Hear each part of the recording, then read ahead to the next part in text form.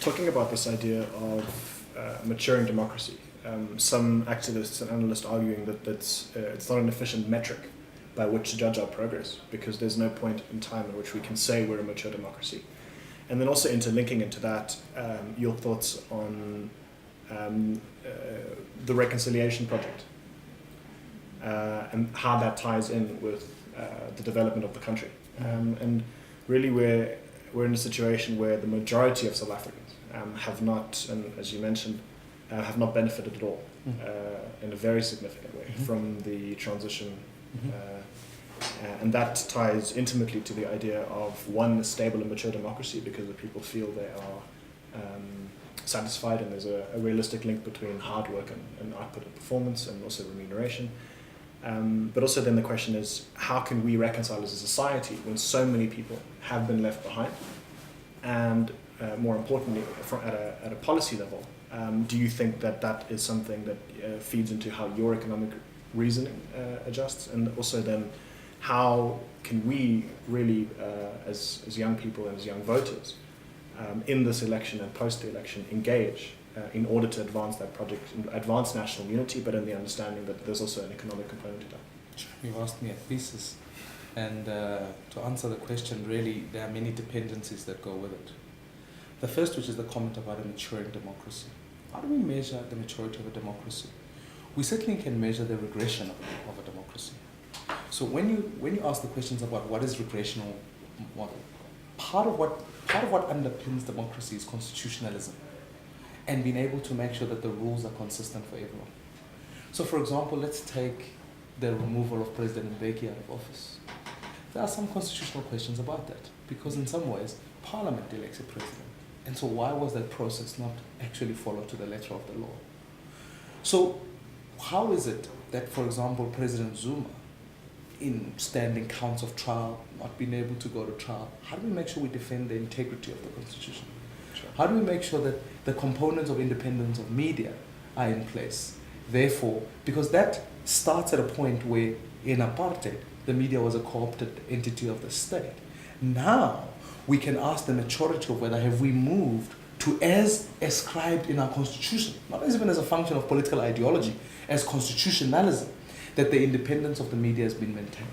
And my view is that when you look at even some of those critical markers, there are some questions in place that ask that. And ultimately, the most critical test of the maturity of your democracy is in fact whether there's political change without violence or intimidation.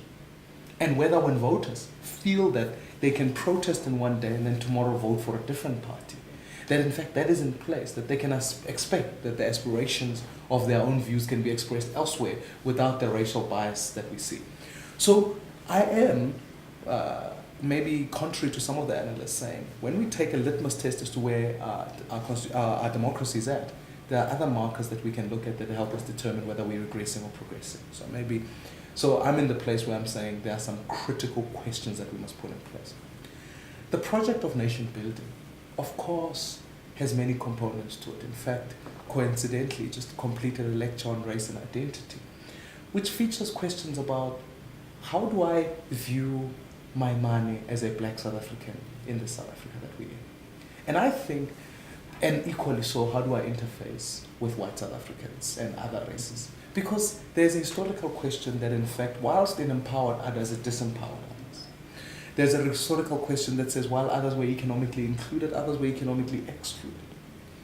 So the projects that we engage with that talk to reconciliation, in fact, begin at an acknowledgement that we have that history. Because I think sometimes people want to get away with the notion that we're a colorless society, which is inaccurate. I must be able to see that this South African is white and there's a context behind it, as much as they must be able to see that Maimane is black and has a historical context that comes with it. So it takes an honest and a realistic conversation about saying, true, I accept racial diversity. Furthermore, we must do everything that we can, that we identify the rights of individuals to self-identify. Because we come from a history where identity was imposed on South Africans. So the apartheid government could literally tell people, you are this, by literally running a pencil through your hair.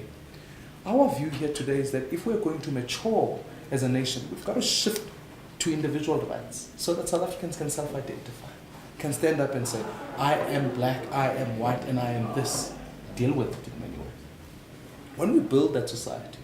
And then the third thing is that we must create equity in communities that didn't have equity.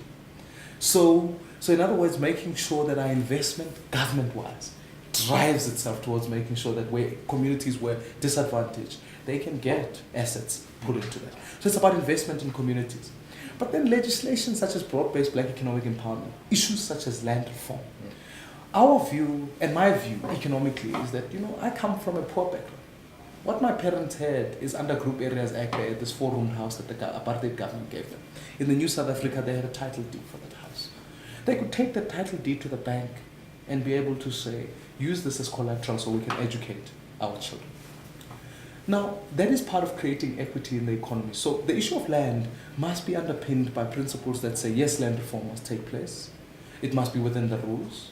Secondly, we must deliver title deeds to all the people who live in this country, regardless of what is on that land. I think ownership of land is a critical identity issue, because then people can create collateral against it and become formal participants of the economy. We must break down the duality of the land, as others express it, as inclusive and exclusive. But one of the ways of breaking it down is these subtle decisions of formal and informal. In the informal sector, there's a lot of capital that's been created there. And I'm of the view that we must find a way of capacitating that informal settlement so that it can create revenue, it can create equity, it can grow. But ultimately, one of the things that I hope and live for in this country is that we may create entrepreneurs who can become owners of... Because our challenge at the moment is that we've become fixated at splitting up what is the current pie without growing it so that it can accommodate growth and all of that. And that takes creating an educational space where young people can stand up and be participants in the economy, but growing business opportunities for them so that they can take the issue forward. So to punctuate this issue, part of us building the South Africa of our dreams, and South Africa as a land, we must accept the fact that we must create equity and identity in individuals. For South Africans to be able to stand up and get a decent education that is equitable and fair, access to health care that is of a decent nature across all levels. And then people must be able to stand up and be able to say, I have the equal opportunity to compete. And however way we frame that process becomes absolutely vital that the individual rights become protected. For in a systematic form of discrimination, you then lose the power of individuals. So, for example, you then end up with political mobilization that says this party is for blacks, that party is for whites. That doesn't help us build the project of nationhood. We must be able to create individual choice and individual rights to be maintained, not at the expense of the community, but at an acknowledgement of the fact that South Africans can stand and be what they choose to be.